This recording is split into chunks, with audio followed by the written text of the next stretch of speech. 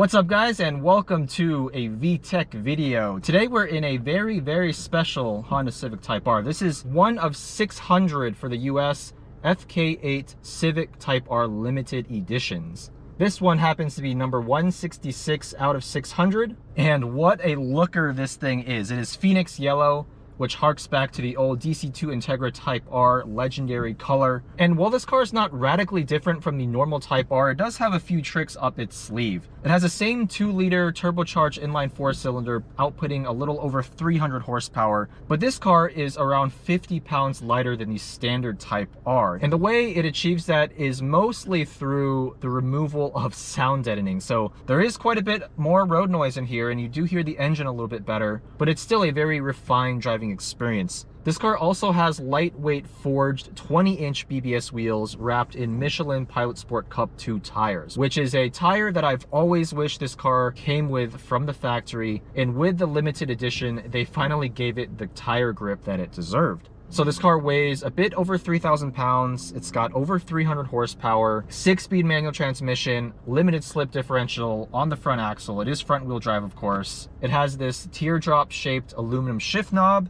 But the question is this car a noticeable improvement in driving pleasure over the standard Type R? That's what we're about to find out. So first things first, I'm actually gonna throw this thing not into R mode, but sport mode, because unfortunately you cannot individually set the throttle response and the suspension settings. Like the normal Type R, you do have 3 different modes to play with: Comfort, Sport, and Plus R. Sport, I found, is a happy medium where you get good throttle response and good compliance on a bumpy road. But I wish I could have the Plus R throttle response with the Comfort suspension setting, but I'll take what I can get. We're gonna leave it in Sport. We're going to turn off traction and stability control and see how this thing drives.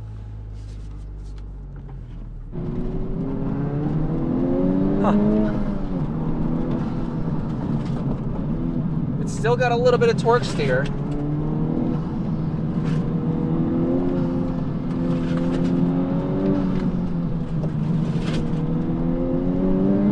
We got something moving around there in the trunk.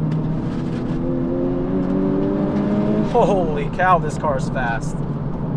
This thing is no joke on the straights. There's a little bit of turbo lag at low RPM, so you do want to work that gearbox, which is a pleasure to do. I'm not going to complain about that. Honda always makes the best manual transmissions. This car is no exception. Huh. Look at the front end grip that this thing generates. These Cup 2 tires, such a huge improvement over the normal Type R's Continental Sport Contact 6. This car also has automatic Rev Matching, which I am currently enjoying. So even though this car has 28 pounds of sound deadening removed, the engine is still pretty quiet, and I would say a bit of a letdown in terms of sound from inside the cabin.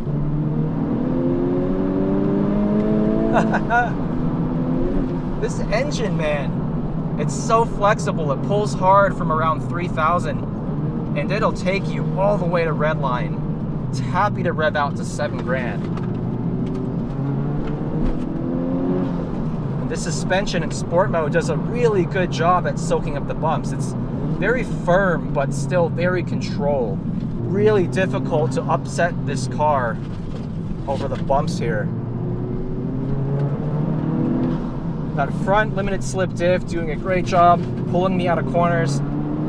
For a car with over 300 horsepower being sent to the front wheels, this thing has so much traction. That corner exit traction is insane. Look at this. Mid-corner balance. The brakes are unflappable. One area where even a stock Civic Type R does a fantastic job. Now let's try something real quick. We're actually gonna put it into Plus R mode. Even though I said I wouldn't, I'm gonna do it just for science. So this is maximum attack mode. Most aggressive throttle response, firmest suspension setting. Let us see how it feels.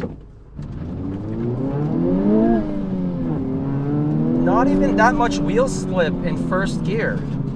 That is just insane. Oh yeah, the suspension's a lot firmer now.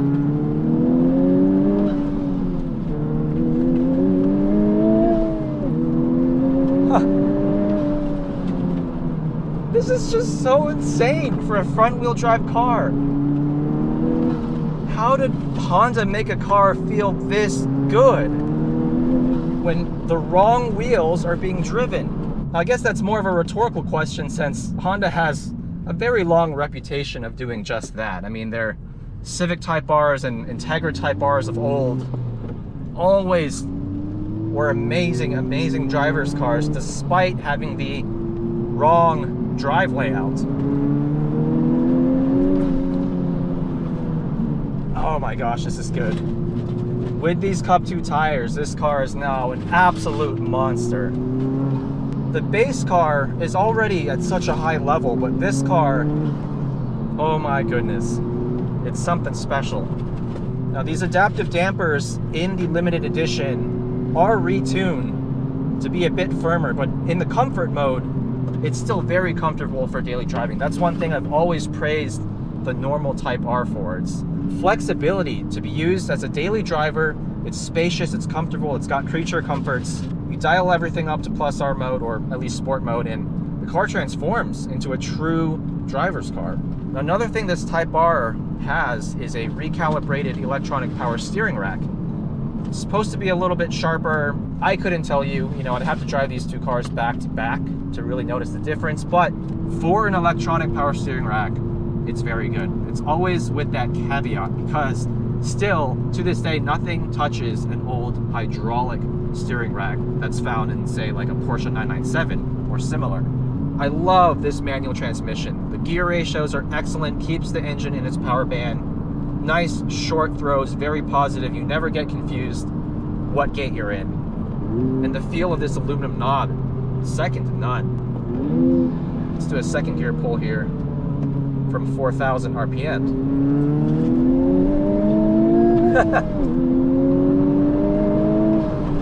It's just stupid fast for a front-wheel drive car. It really is, but it puts the power down, and outside of a little bit of torque steer, it handles it so well. This car is truly mind-boggling. Even though it came out for the 2018 model year, the Civic Type R remains to this day, in my opinion, by far the best driving, most competent front-wheel drive car that you can buy from the factory. So I hope you guys enjoyed this review. I don't drive front-wheel drive cars all that often, but when I do, Honda is always at the top of the game. That being said, do I recommend you go out there and pay an insane amount of money for a limited edition?